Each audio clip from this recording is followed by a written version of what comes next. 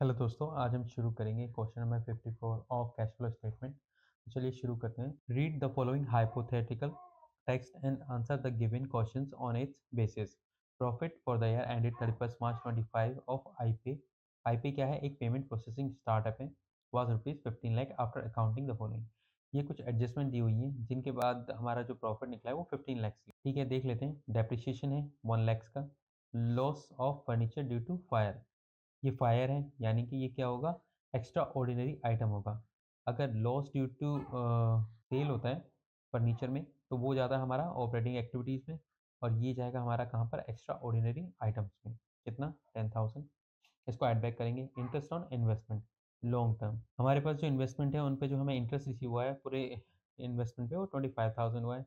ये दो जगह जाएगा, एक जगह ऑपरेटिंग एक्टिविटीज़ के अंदर माइनस हो जाएगा नॉन ऑपरेटिंग आइटम्स के अंदर, और दूसरा फाइनेंस इन्वेस्टिंग एक्टिविटीज़ के अंदर इसको हम प्लस कर देंगे।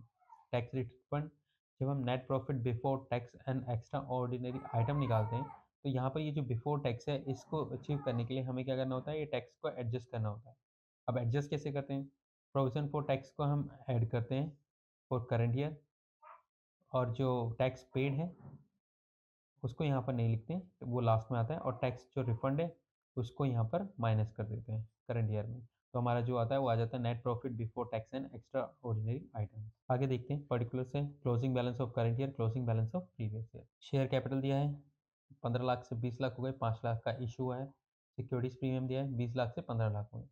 ओके, सो यहाँ पर सिचुएशन क्या है? यहाँ पर सिचुएशन ये है कि 15 लाख से जो हमने 20 lakh 5 lakh equity shares issue किए हैं वो कहाँ से किए? हमने सिक्योरिटी प्रीमियम से किए। सिक्योरिटी प्रीमियम का मतलब है यहाँ पर हमने 5 लाख यूटिलाइज कर लिया एंड उसको 5 लाख को हमने बोनस शेयर में इशू कर दिया। एक्चुअली सिक्योरिटी प्रीमियम के कुछ लिमिटेड यूज़ होते हैं as per the companies act. तो लिमिटेड यूज़ क्या होते हैं एक बार मैं आपको दिखा देता हूँ। ये लिमिटेड यूज़ है अपने सिक्योरिटी प्रीमियम के। सिक्योरिटी प्रीमियम को सिर्फ 4 या 5 पर्पज़ के लिए हम यूज़ कर सकते हैं। तो यहाँ पर 5 पर्पज़ हैं। पहला पर्पज़ क्या है उनमें से? पहला है fully paid bonus share to the company existing shareholder. जो भी कंपनी के अंदर एग्जिस्टिंग शेयर होल्डर्स हैं उनको हम बोनस शेयर्स इशू करते हैं फुल्ली पेड।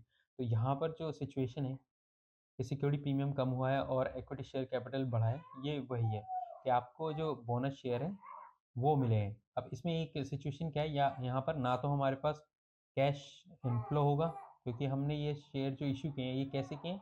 ये हमने शेयर इशू किए हैं सिक्योरिटीज़ प्रीमियम को यूज़ करके, तो ना तो कोई कैश इनफ्लो होगा और ना ही सिक्योरिटीज़ प्रीमियम अमोर्टाइज होगा, और ये अमोर्टाइज होता भी नहीं है। ठीक है, आगे बढ़ते हैं। जनरल रिजर्व सेम है, no changes no adjustment. Machinery 3 lakh से 5 लाख हो गई, 2 लाख की हमने परचेज की है। फर्नीचर 1 लाख से 80,000 हो गया है, तो 20,000 का हमने क्या होगा? सेल किया होगा। देख लेते हैं क्या इसमें डेप्रिसिएशन एडजस्टेड है या नहीं है। नीचे कोई एडजस्टमेंट होगी तो ठीक है, अदरवाइज इसमें डेप्रिसिएशन एडजस्ट करके चेक कर लेंगे। मार्केटेबल सिक्योरिटी अपना कैश एंड कैश इक्विवेलेंट होता है 1 lakh. 10% non current investment 2 lakh से 3 लाख हो गए, तो 1 लाख के हमने परचेज किए। इन्वेस्टिंग एक्टिविटीज़ में इसको हम माइनस कर देंगे, और इसके ऊपर जो इंटरेस्ट आएगा वो ऑपरेटिंग एक्टिविटीज़ के अंदर हम ऐड बैक कर देंगे। क्यों? क्योंकि जब हमने इनकम को कैलकुलेट किया होगा तो वहाँ पर इंटरेस्ट इनकम को हमने प्लस किया होगा प्रॉफिट, जिसकी वजह से हमारा एक्सपेंड हो गया, तो उसको हम अब माइनस कर देंगे। अगला है पेटेंट्स 80,000 से 50,000 हो गए, तो कम हुए हैं, ये अपना इन्वेस्टिंग एक्टिविटीज़ में जाएगा। देख लेंगे क्यों कम हुए, रीज़न क्या है। Cash in hand at bank, ये अपना सीसी है, ये क्लोजिंग बैलेंस है प्रीवियस ईयर का, एक करंट ईयर का क्लोजिंग बैलेंस है। बैंक का ओवरड्राफ्ट अपने फाइनेंसिंग एक्टिविटीज़ होती है, अगर ये बढ़ा है तो प्लस होगा, कम हुआ है तो माइनस होगा। So it will be reduce from the financing activities 2 lakhs यहाँ पर होगा। Okay, provision for tax. Provision for tax हमेशा कब का लेते हैं? हम करंट ईयर का लेते हैं, तो प्रोविजन फॉर टैक्स 1 लाख आ जाएगा। तो अगर हम इन सारी एडजस्टमेंट को कंसिडर करें तो इससे हम क्या निकालेंगे? सबसे पहले नेट प्रॉफिट बिफोर टैक्स निकालेंगे एंड एक्स्ट्रा ऑर्डिनरी आइटम निकालेंगे। तो हमारा मेन कंसर्न यही होगा। देखते हैं आगे क्या दिया है क्वेश्चन में। Cash flow statement. ओके, सो आगे दिया है patents purchase during the year was rupees 50,000। जो यहाँ पर हमें पेटेंट्स का बैलेंस दिया हुआ है 80,000 तो 50,000, और यहाँ पर इसमें हमने परचेज भी किया है। तो अगर आप देखोगे कि यहाँ पर पेटेंट 1 लाख से 80,000 से 50,000 हो रहा है, यानी कि जो हमने परचेज किया है अगर हम कंसिडर करें तो ये सेम अमाउंट है, मतलब ये अमोर्टाइज हो चुका होगा। अगर आप इसका लेजर बनाएंगे तो यहाँ पर आएगा टू बी डी, कितना है 80,000, यहाँ पर बाय CD कितना है 50,000, हमें पता है हमने परचेज भी किया है। टू बैंक कितना क्या है 50,000। तो रिमेनिंग जो बैलेंसिंग फिगर आएगी वो अमोर्टाइजेशन की आएगी, जो हमने चार्ज किया होगा पीएनएल में। तो यहाँ पर आ जाएगा 80,000। इसका एक लेजर बना के इसको चेक कर लेंगे। अगली एडजस्टमेंट देख लेते हैं। Propose dividend for the year ended 31 March 2024 rupees 1,50,000 and 31 March 25 was rupees 2 lakh. तो सो प्रपोज डिविजन गिवन है हमें। जब हम N P B T and E O I निकालेंगे तो इसके अंदर हम क्या करेंगे, इसके अंदर हम इसको कंसिडर करेंगे, इसको प्रेजेंट वाले को, जो 31 मार्च 2024 में डिक्लेयर्ड हुआ है।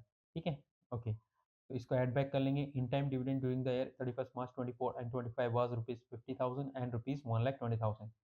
इसके अंदर हम 1,20,000 जो दिया हुआ है इन टाइम डिविडेंड, इसको ऐड बैक करेंगे जब हम N P B T and E O I निकालेंगे। ठीक है, आगे क्या लिखा है, आगे रिक्वायरमेंट दी हुई है हमें। Determine net profit before tax and extra ordinary item. तो यही हमें निकालना है, tax and extra ordinary item. तो सबसे पहले हम इसी को कैलकुलेट कर लेते हैं, कैसे निकालते हैं। ठीक है, चलते हैं, चलिए क्वेश्चन शुरू करते हैं। ये ओके, कैलकुलेशन करते हैं। Calculation of net profit before tax and extra ordinary item. हमें प्रॉफिट दिया हुआ है, सरप्लस दिया हुआ है, balance statement of profit and loss 15 lakh का, ये रहा अपना 15 लाख का हमें दिया हुआ है। उसके बाद इसके अंदर हम ट्रांसफर टू रिजर्व देखेंगे जो नील है। Propose dividend of the current year, propose dividend of the previous year का प्रपोज डिविडेंड आएगा 1,50,000। इंटरिम डिविडेंड पे 1,20,000 हमने पे किया है 2024 में। मैं आपको दिखा देता हूँ, ये रहा। प्रपोज डिविडेंड जो है प्रीवियस ईयर 31 मार्च 24 का 1,50,000 है, जो हमने यहाँ पर डाला है। 1,20,000 डायरेक्ट डिविडेंड पे किया है कब, 2025 के अंदर, वो हमने यहाँ डाल दिया। 1,20,000 provision for tax of current year, for the current year का टैक्स कितना है 1 लाख है, ये रहा अपना 1 लाख हम ऐड कर लेंगे इसके अंदर। एक्स्ट्रा ऑर्डिनरी आइटम जो हमें एडजस्टमेंट दी हुई है, वो आपने देखा होगा ये कैसे है। Loss of furniture due to fire है। फायर का मतलब है नॉट ऑपरेटिंग एक्टिविटीज। तो ये क्या हो जाएगी, हमारी एक्स्ट्रा ऑर्डिनरी एक्टिविटीज़ में आ जाएगी। तो इसको हम क्या करेंगे, इसको ऐड बैक करेंगे 10,000 को। ये हमने 10,000 को ऐड बैक कर दिया। हमें टैक्स रिफंड मिला था कितने का, 10,000 का, इसको भी हम लेस कर देंगे, रिफंड ऑफ टैक्स क्रेडिटेड। इसके अलावा कोई और एक्स्ट्रा आइटम है नहीं, एक्स्ट्रा ऑर्डिनरी आइटम जिसको हमने माइनस किया हो। अगर हम इसको टोटल करेंगे, 15 12 27 एक 37, 10 का 10 कैंसिल हो गया, 3,70,000। 15 लाख हमारा प्रॉफिट है, 3,70,000 हमारा एडजस्टमेंट है, तो टोटल हमारा हो गया 8,70,000। क्या, net profit before tax and extra ordinary items. ठीक है, आगे चलते हैं। आगे क्या पूछा हुआ है, आगे दिया हुआ है net profit before extra ordinary item के बाद operating profit before working capital changes. हमें क्या निकालना है, हमें ऑपरेटिंग प्रॉफिट निकालना है। Operating profit before changes in working capital या वर्किंग कैपिटल चेंजेस निकालना है। ठीक है, WCC। इसे निकालने के लिए हमारे पास क्या होना चाहिए, सबसे पहले होना चाहिए हमारे पास NPBT एंड EOI, ये होना चाहिए। प्लस इसमें हम एडजस्टमेंट करेंगे, कौन सी एडजस्टमेंट करेंगे, non cash items and extra ordinary items की। एक्स्ट्रा ऑर्डिनरी के आइटम की इसके अंदर एडजस्टमेंट करेंगे। उसके बाद हमारे पास क्या आ जाएगा, उसके बाद आ जाएगा हमारे पास net profit before working capital changes, जो यहाँ पर हमसे मांगा भी है। ठीक है, तो अभी जो नॉन कैश आइटम्स हैं इसमें क्या क्या इंक्लूड होते हैं, इसमें मैं आपको दिखाता हूँ क्या क्या इंक्लूड होते हैं। अगर आप यहाँ देखेंगे नॉन कैश आइटम और नॉन ऑपरेटिंग आइटम, तो नॉन कैश में होता है अपना depreciation, goodwill amortisation, patent amortisation and trademark amortisation. ये अपने नॉन ऑपरेटिंग आइटम्स हैं। बैंक ओवरड्राफ्ट ये फाइनेंसिंग एक्टिविटीज़ होता है। इंटरेस्ट ऑन बोरोइंग ये भी फाइनेंसिंग एक्टिविटीज़ होता है। Interest on debenture financing activities होता है। तो ये भी नॉन ऑपरेटिंग आइटम है जिसको हमें यहाँ पर एड बैक करना पड़ेगा, किसमें, NPBT एंड EOI में। ठीक है, आगे है loss on sale of fix asset. अगर आप यहाँ पर देखेंगे तो यहाँ पर क्या है, फिक्स एसेट की सेल पर लॉस हुआ है, क्योंकि ऑपरेटिंग एक्टिविटीज़ में हम क्या करते रहते हैं, एसेट परचेज और सेल करते रहते हैं, तो वो हमारा कहीं ना कहीं नॉर्मल एक्टिविटी होती है। आगे है premium on redemption of preference shares और डिवेंचर्स रिटर्न ऑफ। अगर कोई आपने प्रीमियम पे किया था रिडम्पशन के वक्त, तो उसको अगर आप क्या कर रहे हो, एक्सपेंस बुक कर रहे हो। एक्सपेंस बुक का मतलब होता है कि आप उसको प्रॉफिट एंड लॉस अकाउंट के अंदर डेबिट कर रहे हो। क्या, premium on redemption of debenture यहाँ आ जाएगा। तो ये अमाउंट हम वापस क्या करेंगे, ऐड बैक करेंगे। Increase in provision for doubtful debt. हमारे पास डेटर्स होते हैं जिसके ऊपर हम क्या बनाते हैं, प्रोविजन बनाते हैं फॉर DD डाउटफुल डेट्स। तो यहाँ पर जो ओपनिंग बैलेंस है और जो अब क्लोजिंग बैलेंस होगा इसका, अगर ये बढ़ता है तो ये क्या है, एक नॉन कैश आइटम एक्सपेंसेस है, तो इसको हम क्या करेंगे, ऐड बैक करेंगे। ठीक है, क्लियर है, ओके, चलते हैं आगे। हमें निकालना है operating profit before working capital changes. इसके लिए हमें डेप्रिसिएशन की कैलकुलेशन करनी पड़ेगी और उसके लिए हमें सारी फिक्स एसेट के लेजर बनाने पड़ेंगे। जैसे कि यहाँ पर डेप्रिसिएशन दिया है 1 लाख, 1 लाख का ड्यूरिंग द डेप्रिसिएशन चार्ज हुआ है। लेकिन हमारे पास यहाँ पर क्या है, हमारे पास पेटेंट्स हैं और पेटेंट्स में हम क्या करते हैं, अमोर्टाइजेशन करते हैं। लेकिन यहाँ अमोर्टाइजेशन नहीं दिया हुआ है, तो जैसे कि मैंने बताया था यहाँ पर क्या होगा, to B D balance brought down कितना है 80 के, बाय सी डी 50 के, परचेज टू बैंक 50 के। तो यहाँ पर जो बैलेंसिंग फिगर आएगा वो कितना आएगा 80 के, वो क्या हो जाएगा अपना अमोर्टाइजेशन। चलिए इसका एक लेजर बना लेते हैं। ओके, मैं इसका सेट कर लेता हूँ। पेटेंट्स का लेजर बनाएंगे तो ये ऐसे बनेगा। बैलेंस ब्रोट डाउन आ गया 80,000, बैलेंस सी डी आ गया 50,000। इसके बाद हमने बैंक से परचेज किया है, ठीक है, कितने का परचेज किया 50,000, तो जो बैलेंसिंग फिगर है वो कितनी आ जाएगी अपनी 80,000। ये कहाँ जाएगा अपना, ये जाएगा यहाँ पर पेटेंट्स एंड अमोर्टाइजेशन में। डेप्रिसिएशन हमें दिया हुआ है, ये रहा 1 लाख जो हमने यहाँ पर डाल दिया। Adjustment of non cash items and non operating items, depreciation 1 lakh, patents amortisation 80,000। और हमें साथ में यहाँ पर इंटरेस्ट इनकम भी मिली है, कहाँ मिली है, ये रहा इंटरेस्ट इनकम मिली है हमें लॉन्ग टर्म इन्वेस्टमेंट पे कितनी 25,000। तो 25,000 को माइनस कर देंगे, कितना हो जाएगा अपने पास, ये अपना 1870 N P B T and O E I आ गया, ई ओ आई, ये अपना 1,50,000 हो गया। तो टोटल अगर करेंगे तो 20,25,000 आ जाएगा। ये अपना क्या हो जाएगा, operating profit before working capital changes. अभी हमने वर्किंग कैपिटल चेंजेस का इफेक्ट इसके अंदर नहीं लिया है। अगला क्या पूछा है देख लेते हैं। नेक्स्ट पूछा है cash flow from investing activities, investing activities से कैश फ्लो पूछा है। चलिए देखते हैं। ओके, इंटरेस्ट ऑन इन्वेस्टमेंट लिया हुआ है, जो ऊपर हमें इंटरेस्ट ऑन इन्वेस्टमेंट दिया हुआ है ये क्या है, ये प्लस हो जाएगा इन्वेस्टिंग एक्टिविटीज में। पेटेंट्स परचेज 50,000 के परचेज किए थे हमने पेटेंट्स, ये रहा 50,000 के हमने पेटेंट्स परचेज किए, ऐड कर दिया। फर्नीचर परचेज, फर्नीचर अकाउंट बना लेते हैं। फर्नीचर अकाउंट जब हम बनाएंगे यहाँ पे तो क्या होगा, to balance brought down 1 lakh का था, 80,000 का आ गया। मैं आपको दिखा देता हूँ फर्नीचर का जो बैलेंस है, ये रहा अपना फर्नीचर। 1 लाख का ओपनिंग बैलेंस है, क्लोजिंग 80,000 है।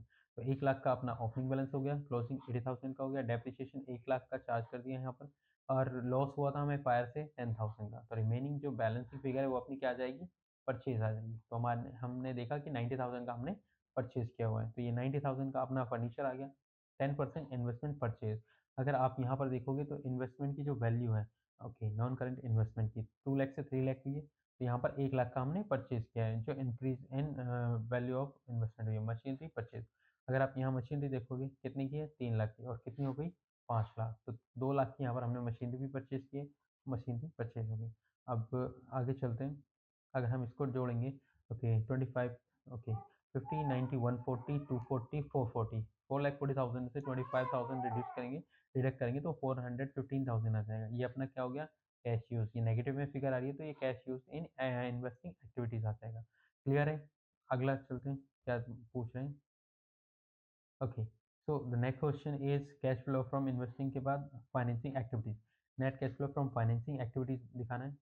चलिए शुरू करते हैं। Proceeds from issue of shares, इसका कोई भी इन्फ्लो यहाँ हम रिकॉर्ड नहीं करेंगे, क्योंकि इस तरह की सिचुएशन में जब इक्विटी शेयर्स को इशू किया जाता है सिक्योरिटीज प्रीमियम के थ्रू, तो हमारा जो फंड है वो एक्चुअली कहीं जाता ही नहीं है, बस कन्वर्जन होता है। कन्वर्जन इन द सेंस, जब आप प्रॉफिट एंड लॉस अमाउंट से ट्रांसफर करते हो, कहाँ ट्रांसफर करते हो, जनरल रिजर्व में। तो ये क्या हुआ, ये आपका चेंजेस कुछ नहीं हुआ, बस आपने अकाउंट बदल दिया। तो ऐसे ही जो हमारे पास सिक्योरिटीज प्रीमियम था उसके आपको पता है लिमिटेड यूज है, मैं आपको दिखा देता हूँ। जो लिमिटेड यूज है उसको पैक करने चेक यूज़ करने के लिए ही हमने क्या किया, fully paid bonus share issue कर दिए, क्योंकि ये बुक्स के अंदर पड़ा ही रहेगा। अगर हम इसको यूज़ नहीं करेंगे तो ये बुक्स में ही पड़ा रहेगा और कभी भी क्लोज नहीं होगा। तो इसे क्लोज करने के लिए हमने 5 लाख यहाँ से विड्रॉ किया, तो 15 हो गया, और 15 यहाँ 5 लगा के 20 लाख हो गए, तो हमारे इक्विटी शेयर इश्यू हो गए। ठीक है, तो यहाँ पर हमारा जो अमाउंट आएगा वो नील आएगा, क्योंकि कोई कैश इनफ्लो नहीं हुआ है और सिक्योरिटी प्रीमियम अपने आप एडजस्ट हो गया। अगला है प्रपोज डिविडेंड पे। हमने प्रपोज डिविडेंड दिया था पिछले साल का 1,50,000, इन टाइम डिविडेंड पे किया था करंट ईयर का 1,20,000, और पेमेंट जो है बैंक ओवरड्राफ्ट की वो 2 लाख है। तो नेट अगर हम करेंगे तो यहाँ पर आएगा कैश यूज इन फाइनेंसिंग एक्टिविटीज, कितना आएगा 4,70,000। देख लेते हैं क्या इसके आंसर मैच कर रहे हैं। हाँ, 1870 मैच कर रहा है, 2025 415 470,000। नेक्स्ट पूछा है determine cash and cash equivalent. Cash and cash equivalent में कुछ नहीं करना है, बस जो opening cash and cash equivalent है उसको हमें ऐड करना है। एक हो गया 50,000, एक हो गया मार्केटेबल सिक्योरिटीज 1 लाख, एक 1 लाख हो गया, एक 50,000 हो गया। तो अपना कितना हो जाएगा कैश इक्विवेलेंट, ये हो जाएगा अपना 1,50,000। ठीक है, ओके। तो इसका भी बना लेते हैं, calculation of cash and cash equivalent. ठीक है, okay. Calculation of cash and cash equivalent कितना है अपने पास है ये। Closing balance of cash in hand at bank कितना है, 50,000 है, और मार्केटेबल सिक्योरिटीज 1 लाख है। मार्केटेबल सिक्योरिटीज को हम क्यों ले रहे हैं वो मैं आपको एक बार दिखा देता हूँ इस फॉर्मेट में। और WQ200, ओके। सो मैं आपको यहाँ दिखा देता हूँ कैश एंड कैश इक्विवेलेंट में क्या क्या आता है। कैश ऑन हैंड आता है, कैश एट बैंक आता है, शॉर्ट टर्म डिपॉजिट आता है, करंट इन्वेस्टमेंट आता है, और मार्केट सिक्योरिटीज आते हैं। ये सारे कैश एंड कैश इक्विवेलेंट के पार्ट हैं। अगर आपको बैलेंस शीट में या एडजस्टमेंट में ये कोई भी आइटम दिखता है तो इसको हम CCE के अंदर एडजस्ट करते हैं। ठीक है, क्लियर है, ओके। चलिए इसको ख़त्म करते हैं फिर। तो यहाँ पर इसका बैलेंस आ रहा है 1,50,000। अगर आपको कोई क्वेरी है या क्वेश्चन है आप कमेंट कर सकते हैं, मैं इसका रिस्पॉन्स कर दूंगा। और जुड़े रहिए, बने रहिए, और don't forget to like, subscribe and share the video.